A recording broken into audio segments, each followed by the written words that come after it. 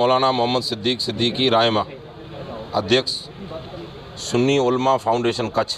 महाराष्ट्र के जो रामगिरी महाराज हैं, जिन्होंने चंद दिन पहले हमारे अजीम पैगंबर और पूरी इंसानियत के मोहसिन, दयालु, रहमतुल लिल आलमीन, मर्सीफुल, जिनका पैगाम पूरी दुनिया के लिए रहमत, दया, प्रेम और भावना का, ऐसे एक अजीम इंसान कि जिसके ज़िंदगी के 63 साल मानवता और इंसानियत का जिसने दर्स दिया, उसके चरित्र, उसकी शख्सी ज़िंदगी पर उसकी तरफ से ऐसे अल्फाज इस्तेमाल किए गए हैं कि जो पूरी दुनिया के मुसलमान, और ख़ाली मुसलमान नहीं, जो समझदार इंसान है, बाइज़्ज़त, वो भी बर्दाश्त न करे।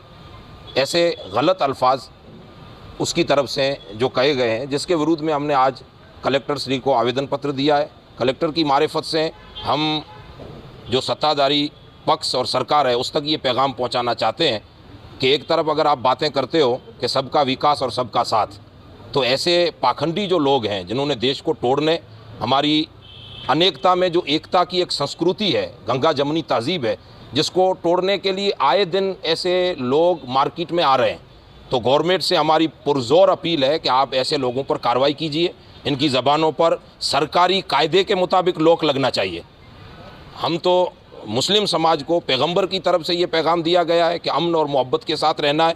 हम हमारे वतन में कहीं हमारी वजह से अफरा तफरी न फैले, अमन और मोहब्बत कहीं बिखर न जाए, और ये हिंदुस्तान जो अनेक धर्मों का एक गुलदस्ता है, कहीं ये आपसी मतभेद से टूट न जाए, इसको ख्याल रखते हुए हम पुरसुकून एहतजाज करते हैं। हम मुस्लिम समाज की तरफ से कभी कोई तोड़फोड़ नहीं होती, कभी सरकारी अमलों पे कभी किसी तरह से तोड़फाड़ नहीं करते। एकदम सुकून के साथ हम हमारी बात कलेक्टर के माध्यम से सरकार तक पहुंचाना चाहते हैं, और वैसा भी इस बार भी किया है। ये हर 2-3 साल में इलाके के अलग अलग इलेक्शन हो, पॉलिटिशियन अपनी जगह पे है और धर्म अपनी जगह पे। किसी इंसान को किसी धर्म के और किसी धार्मिक ग्रंथ के मुतालिक बोलने का अधिकार हमारा भारतीय कायदा नहीं दे रहा है। इसीलिए सरकार से गुजारिश है कि ऐसे पाखंडी लोगों को सरकारी और जो भी कायदे के हिसाब से सज़ा हो वो सज़ा देकर इनके मुँह को बंद किया जाए। अगर सरकारी कायदे के हिसाब से सज़ा न होगी तो आज ये बोला है, कल कोई दूसरा बोलेगा, परसों कोई तीसरा बोलेगा, तो इससे तो देश बिखर जाएगा, और देश बिखर गया तो हिंदुस्तान की खूबसूरती, भारत की खूबसूरती ख़त्म हो जाएगी।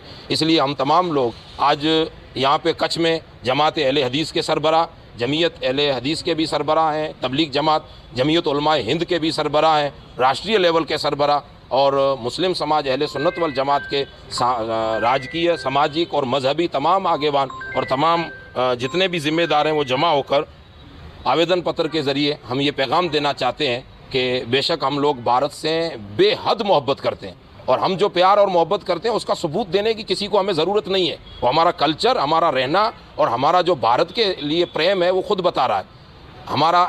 हमें हमारा मुल्क और भारत जान से भी ज़्यादा प्यारा है। यानी हम यूँ कहें कि हमारी आत्मा है भारत, हमारी रूह है भारत, लेकिन उस रूह का नाम है जनाब मोहम्मद रसूलुल्लाह।